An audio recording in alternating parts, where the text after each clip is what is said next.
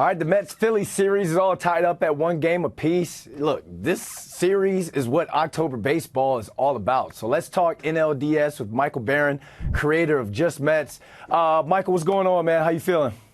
Good. How are you? Thanks for having me. All's well, man. I was emceeing a Giants watch party while the Mets game was going on, and there was like a watch party for the Mets. Those fans were going through a roller coaster of emotions throughout the entire game. So give us your thoughts on that wild game, too.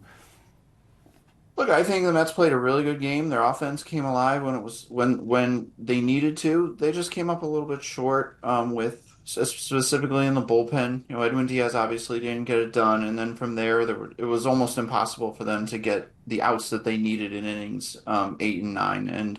But I think so much went right for the Mets yesterday and obviously the day before.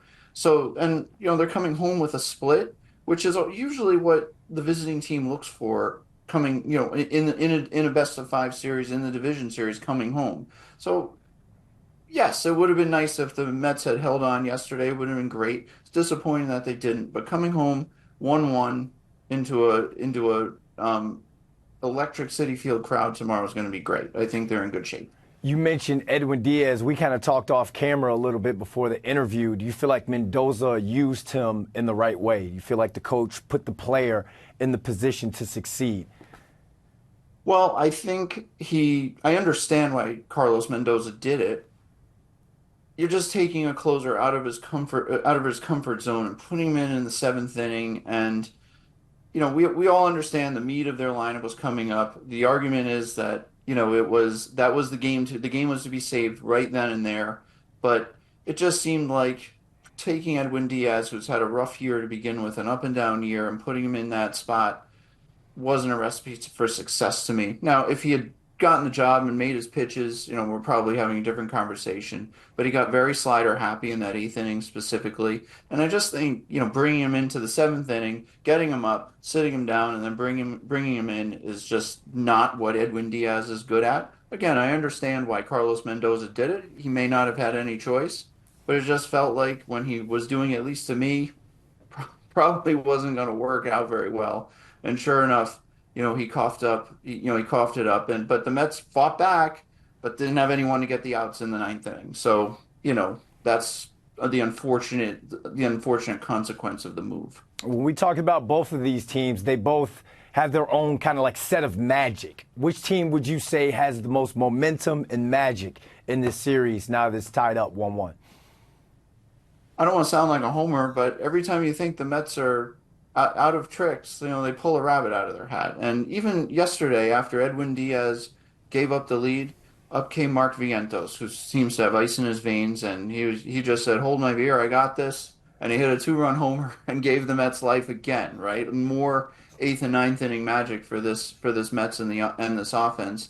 And that's where I think it's clear the Mets have something special going on. So to answer your question, I'd probably say the Mets have the most magic because they don't ever seem to run out.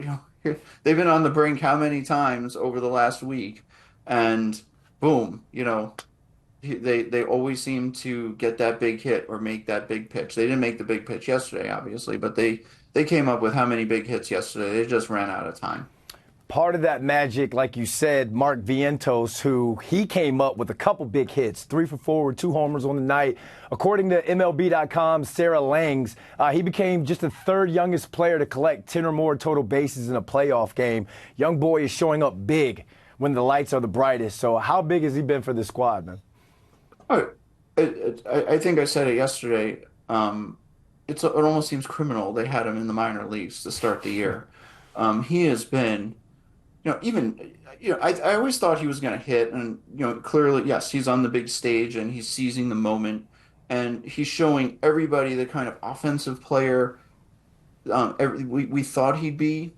But I think defensively is where he's been even more impressive because the whole reason he was in the minors, at least in theory, was that he couldn't field his position, and I think he's been competent at a minimum at third base. And then obviously with these big hits and in the playoffs, he has 7 RBIs between the wild card series and the NLDS. He hit 2 home runs yesterday, as you put it. He just always seems to come up aces for this club, and he's he's turned into a star. He's a star player in this league with the way he's performing. He's been really fun to watch, and I'm sure everybody who was rooting for him through the minor leagues is just so happy that he's performing and performing here at that. October is when legends are made. All right, you said it. It's going to be an electrifying atmosphere at Citi Field Tuesday night for Game 3. Give us your keys to victory. How did the Mets come out up 2-1 in the series? Well, they're gonna need more from their bullpen. The bullpen struggled in the postseason. They have a 4.82 ERA. They've blown two saves. Obviously, like we said yesterday, was very disappointing. You go back to game two of the wild card series, and they had an opportunity to win that game, and they lost it late. But I do think what the Mets have proven here, especially coming home, and they haven't been home in over 2 weeks. I should point out they're going to be coming home to a hungry crowd, an electric crowd, and the key is keeping the crowd into it.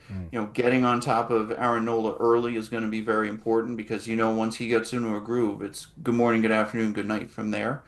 But as long as they're attacking early and they can, the bullpen can work in the order that it's designed to work in, I think they're going to be in very good shape. Winning that first game was obviously important. Now they're coming home needing, if they can just get two and not bring this back to Philly, it all starts tomorrow. Tomorrow at 5:08 p.m. is the scheduled first pitch. Happy hour game, game 3. That should be a good time.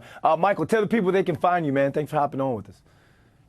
You can visit our site at justmets.net. You can subscribe to the newsletter. We have a daily newsletter that comes out every morning. And of course, you can find me on X at Michael G. Barron, Facebook, Michael G. Barron. There's conversations going on all day and all night, it would seem. So, you can hit me up there at any time. All right. Thanks for hopping on, man. No problem. Thank you. Thank you for having me.